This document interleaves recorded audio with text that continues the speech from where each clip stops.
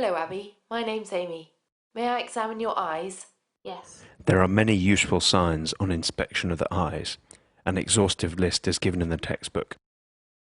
Look at head and eyelid position and consider the parts of the eye in turn. Look for proptosis or forward bulging of the eyeball from above. Now we test visual acuity. Do you wear glasses? No. Ask patients to use their normal glasses for distance vision. Please cover your right eye. Ensure that there is good ambient lighting.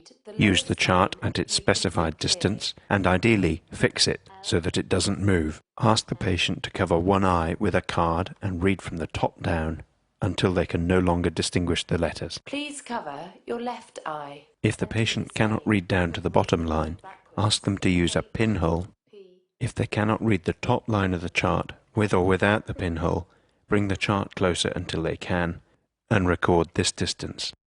Repeat this process for near vision. Please cover your right eye. Again, consider the lighting and the patient's usual glasses. Hold this at a comfortable distance and start reading from the top paragraph. The card is printed with prose in type of various sizes. Record the smallest size that can be read accurately. Please cover your left eye and continue reading.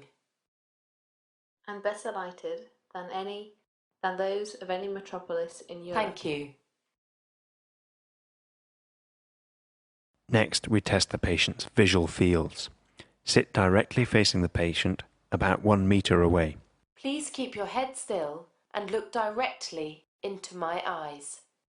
Test for a homonymous defect with all 4 eyes open. Please tell me when you see my finger moving. Hold your hands out to their full extent and wiggle your fingertip. Now. Ask the patient to indicate when they see it move. Do this at 2, 4, 8 and 10 o'clock. Now. Test for sensory inattention. Please point to the finger that you see moving. Again, both eyes open. It is important to check both sides at the same time. Please cover your right eye. Test peripheral visual fields in one eye at a time. Please look directly at my eye. The patient covers one eye and you shut your opposite eye. Please tell me when you see my finger moving. Now. Test each quadrant separately and compare your visual field with the patient's. Now. You need to be seated close together so that you can hold your finger in an equivalent position for both your and the patient's eye. Please cover your left eye. Please look directly at my eye and tell me when Start with your finger in the periphery, out of view, and wiggle the tip. Bring your wiggling finger along the diagonal towards the center of vision. The patient should indicate as soon as they see it moving. Now. Now. Now. Next, we test the central visual field using a red hat pin. Please cover your right eye. And you close your left. What colour is the hat pin? Red. Testing for color desaturation. Please keep your head still and look directly at my eye. Please tell me when the pin disappears. Make a rough map of the patient's blind spot Please and tell compare me this when to it your own. disappears. Now. Can you see it here Yes. and here? Compare perception of the hat pin in the 4 quadrants of the visual field centrally. Yes. Ask specifically about color desaturation. Next, we examine the eye movements. Ask them to look at your finger, held about an arm's length in front of them. Please keep your head still and look at my finger. Please follow my finger and tell me if you see double at any time. Move your finger to each side and up and down, tracing an H. You're looking to detect a divergence of the gaze, which you will see, or double vision, which the patient may report. You may also detect abnormal patterns of movement, such as nystagmus, or loss of smooth pursuit. Examine the pupils for shape and symmetry. Please look straight ahead. Take account of the ambient lighting.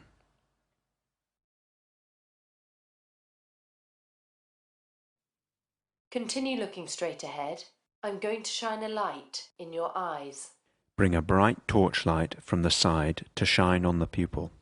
Look for constriction of the illuminated pupil, the direct light reflex, and of the opposite pupil, the consensual light reflex. Look at the accommodation reflex and gaze convergence. Please focus on a point on the far wall. Present an object at about 15 centimeters. Now look at the tip of this pen. You should see the eyes converge and the pupils constrict as the eye accommodates. We use an ophthalmoscope to look at the retina and optic nerve I'm going head. to have a look at the back of your eye. Start with the patient's right eye, holding the ophthalmoscope in your right hand and using your right eye. Select lens number 10 clockwise from 0. Please look down. Gently retract the upper eyelid. Now focus on a point on the far wall. Starting at a distance of about 10 centimeters, bring the red reflex into focus. Any opacity will appear black. In this way, the cornea, iris, and lens can be visualized. Now come close to the patient's head, such that you are touching the hand you are resting on their forehead. As you do so, rotate the lenses anti-clockwise until the retina comes into focus. Please look up. By asking the patient to divert their gaze Right and making your own movements, work your way around the and retina, down and left. finishing with the fovea. Please look directly at the light. Thank you.